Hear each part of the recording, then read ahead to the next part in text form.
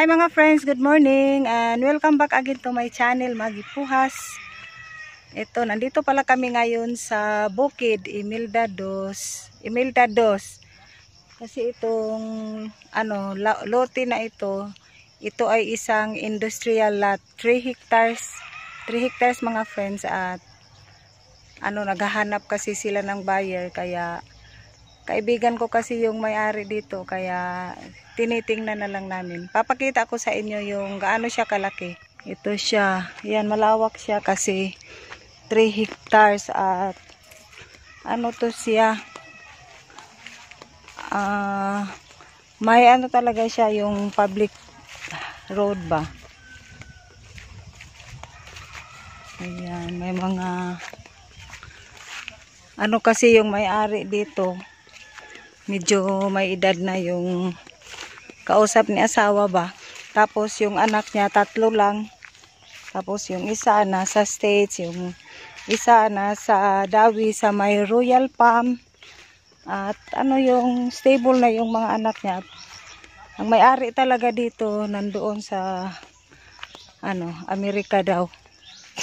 At dahil matanda na sila, kaya ibebenta na nila to. Ito malaki siya. Kaya pinuntahan namin dito ni asawa para makita namin. At may dito 100 mahigit na puno ng niyog or coconut. Pag okay daw ang benta ng kopra, nakakabenta sila ng 15,000 to 20,000 bawat ani. At yung mga Los Baños daw tong niyog, 60 years na pero palagi pa rin siyang nagbibigay ng bunga. Yan. Yan, dito tayo. Yan, malayo pa sila oh. Malaki kasi 3 hectares. Na to, bukid, ang sarap. Yan, masarap talaga ang simoy ng hangin. Walang mga bahay.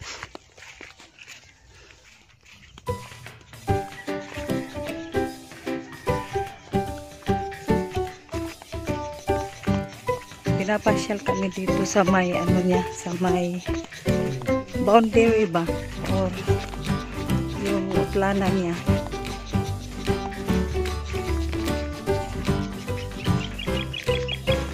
Dapat nga kahapon dito kami mamutong ba or manguha ng buko, kaso sumama yung panahon, umulan, kaya natakot kami pumunta dito kasi first time pa namin pumunta. Tapos baka akala namin ba maputi, kaya hindi kami tumuloy. Ayun na lang kami pumunta. Ito malaki talaga.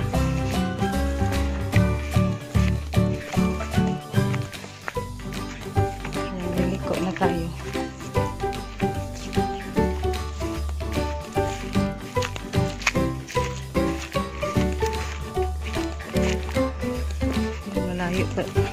Malayo na sila asawa.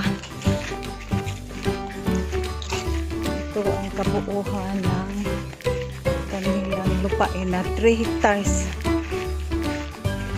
Milyones rin ang niya halaga. Kasi 300 per square meters yata. Hindi lang ako sure kung 300 ba or 350 per square meters. Naghahanap to sila ng buyer.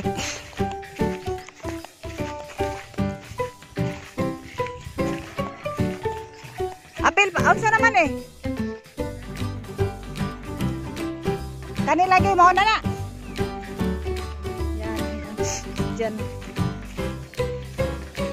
May friend pala ako sa Cyprus, si Ma'am Beverly. Baka, ma'am, baka interesado ka rin, 3 hectares to.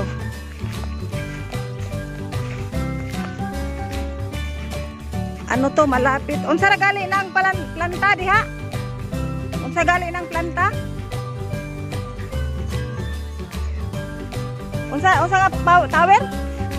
Limay? Oh, malapit lang siya sa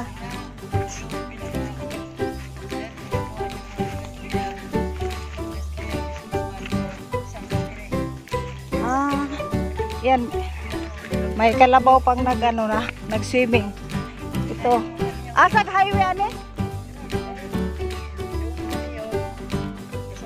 Oo.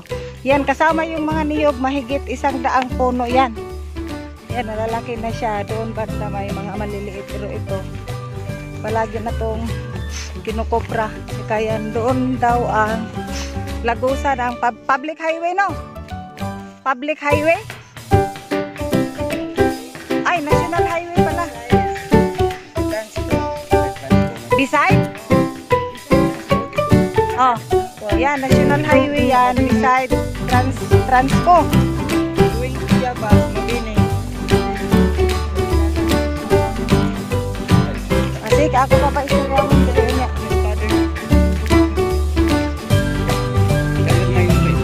Ikaw, sige, i-promote ba? I-Tagalog na lang. Kasi ako ang ingon. Igna nga, ikaw, yan ang may-ari mga friends. Ako po ang may-ari ng ako po ang ama ng may-ari. Ama pala, Yung son-in-law ko is Jamie Langston in America. And in behalf, they purchased 3 hectares with their own. And then they plan to transfer it to another person to buying institution.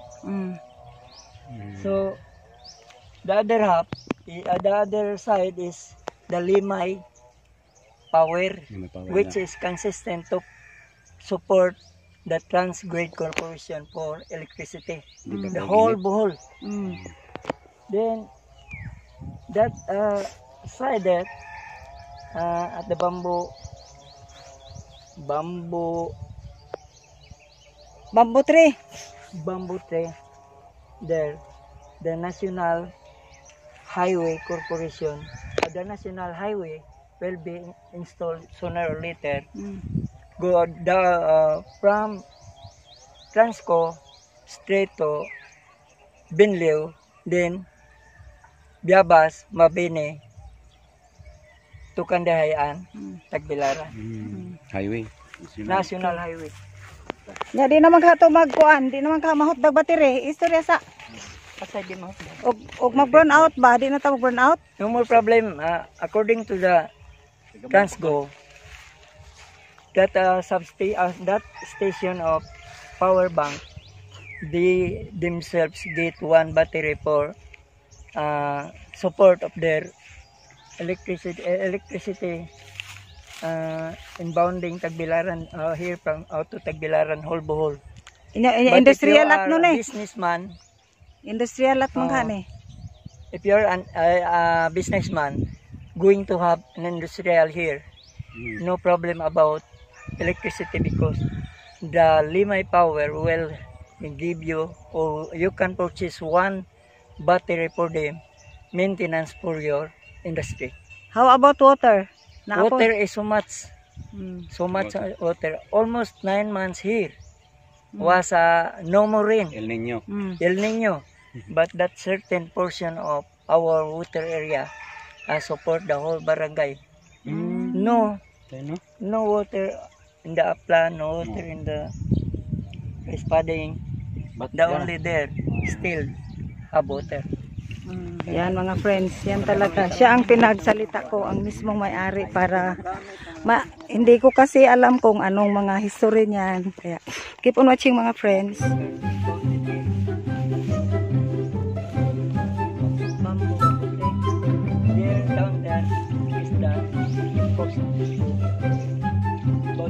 Mo na siya katungkuan.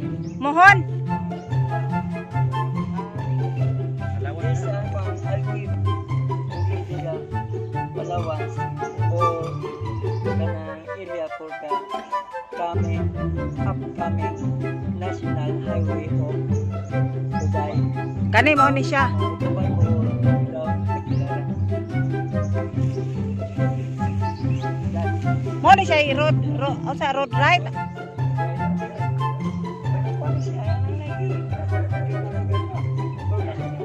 O lagi kani siya lagi nga area.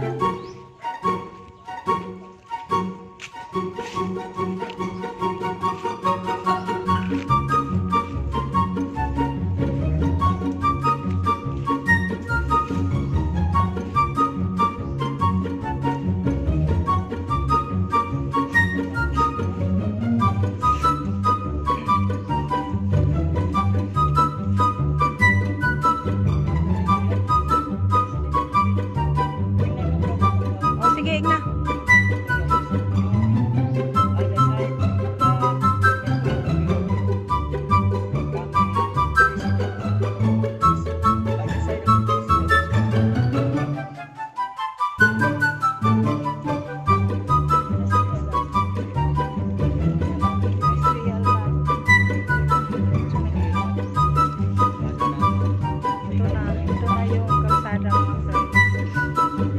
Yan, umpisahan na yan.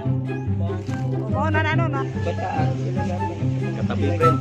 Ito katabi yung Levi power bank. Yan, ito siya. Maraming nagtatrabaho dyan kahit COVID. Tuloy-tuloy ang trabaho dyan. Mayroon pa dito, solar. Yan. Malapit lang talaga, kadikit lang.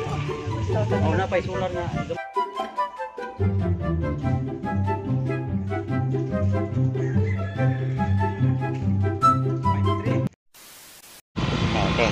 Bawi na kami mga friends, pero dumaan muna kami dito sa isang unsa may ano dito? Power plant. Power plant din. Mag-burn out. Yan na ang power bank. Yan, Mga banaga. friends, yan. Hindi pa yan tapos ginagawa pa rin yan.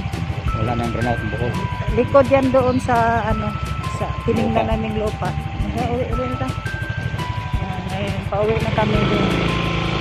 At ito naman, yung nakabako, ito yung nakukor. Sa Corinti nino ka nagikan sa Leyte. Tapos yung unahan sa lupa, tingnan natin yung power Naman na. thermal na to. Basta, yun, malapit lang to. Ito ang nakukor. Industrial. Yan. Yan, pauwi na kami mga friends sa amin kasi tanghali lang.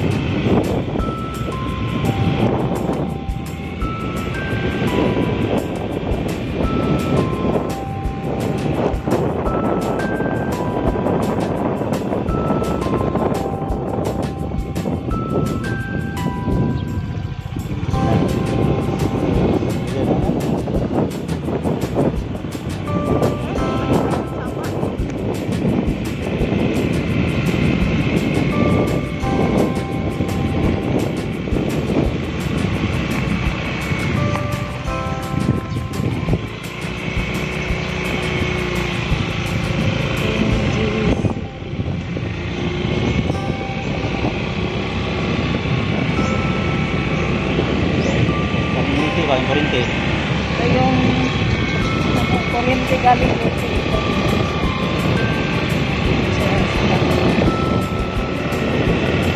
Dito to sa ano namin, sa town, sa Upay. Ang pangalan ay Lida.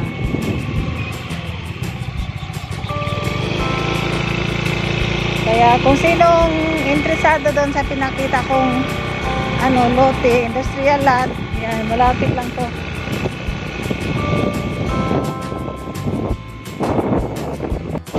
Yan. Uwi na kami mga friends. Thanks for watching po. God bless. At maraming salamat po sa mga walang sawang nakasbaybay pa rin sa aking channel. Bye bye po.